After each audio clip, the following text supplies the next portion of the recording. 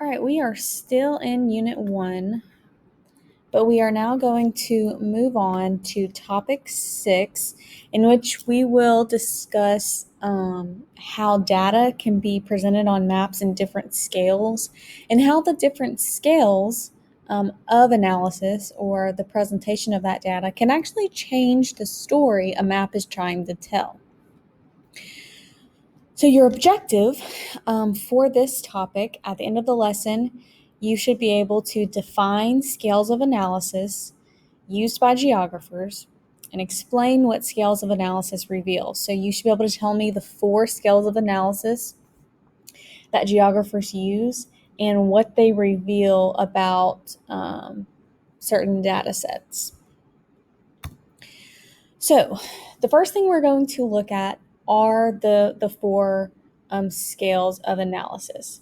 So you have global, regional, national, and local. And it's important to understand that there are different scales of analysis because the different scales tell a different story, because you can only present so much data on a certain type of scale, right? So if our map is a global scale, you're going to see the entire world.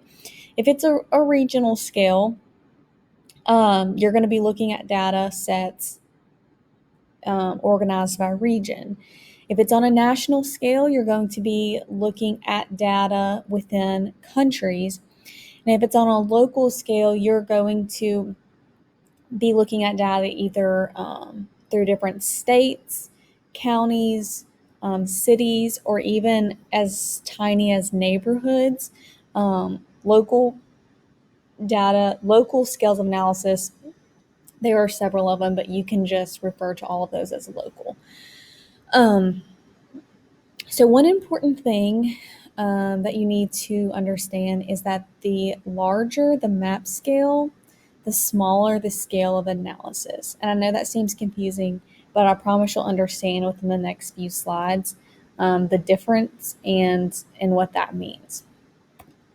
So small scale maps show a large area like this, an entire country, with small amounts of data. So the data is very broad, and there's not very much of it. It's not specific. It's pretty broad because it's such a large area. It's zoomed out.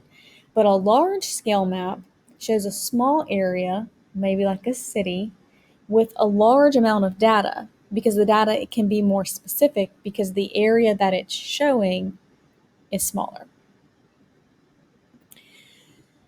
So the difference between a map scale and scale of analysis before we move on. Map scale is the scale at which the map is presented. So is it presenting you the entire world? Is it showing you one country? Is it showing you one state? That's the map scale. But the scale of analysis is the scale of the data. So maybe it's showing you the entire world, but the data is organized by countries, okay? That would mean that the map scale was different than the scale of analysis, which most of the time is what you're going to see. But what I want you to understand is the difference in looking at, okay, this is a regional map scale, but the scale of analysis is localized. So what does that mean? This is a global scale map. It's a map of the entire world, but it is a national level of analysis because the data is organized by country. For the next few examples, we are going to be looking at the same data, which is a percentage of people living in poverty. So if you look at this global scale map at a national level of analysis, you would be like, wow, the United States has less than 5% of its population living in poverty.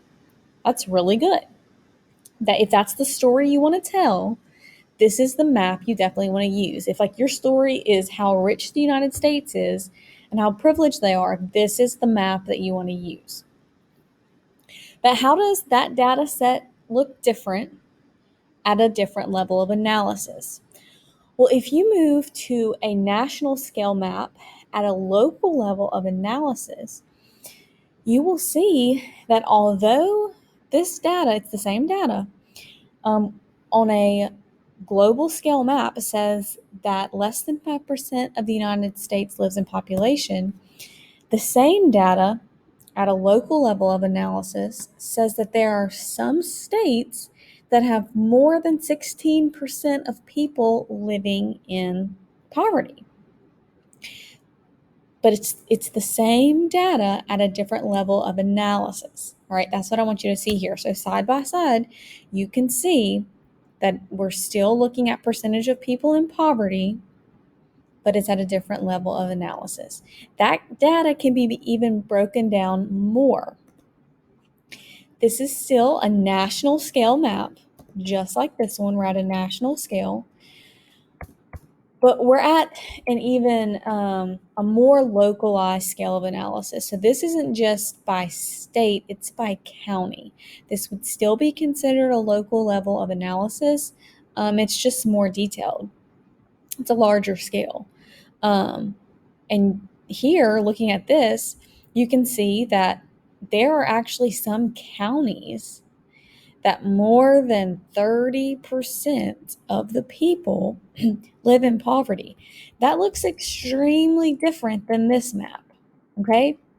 In this map, the same data, 30% is this dark orange. And you see that in like developing countries in Africa and India.